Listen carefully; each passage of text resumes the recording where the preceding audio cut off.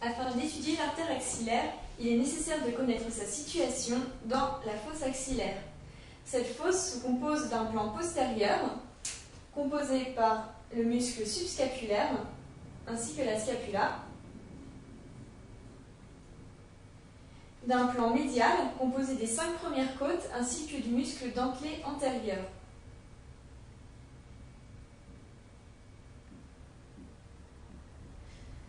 Le plan latéral est délimité par le tendon conjoint, ainsi que le chef long du muscle biceps brachial et le muscle coracobrachial.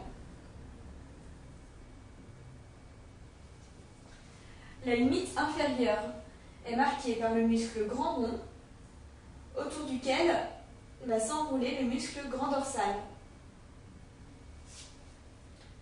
Enfin, la paroi antérieure est formée par le muscle petit pectoral, ici sectionné, et qui va se terminer sur le tendon au niveau du processus coracoïde, ainsi que le tendon du muscle grand pectoral, sectionné ici, et qui va permettre de passer par-dessus le muscle petit pectoral.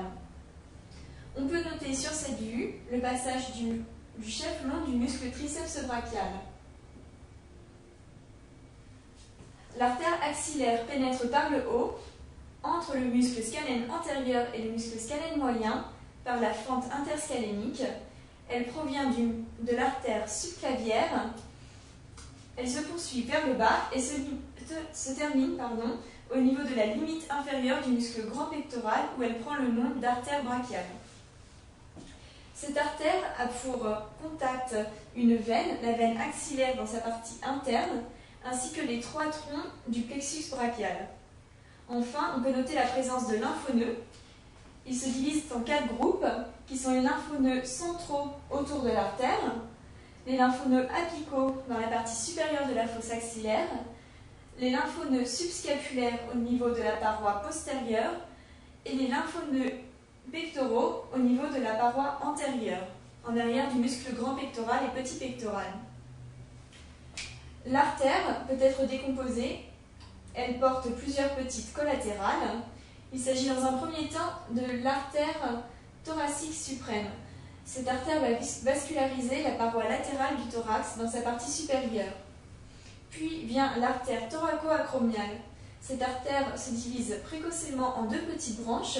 Une branche qui va vasculariser l'ensemble de l'acromion et une autre branche qui va vasculariser la paroi latérale du thorax.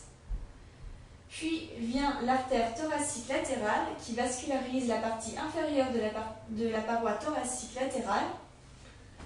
L'artère subscapulaire va vasculariser la paroi postérieure de la fosse axillaire ainsi que le muscle subscapulaire.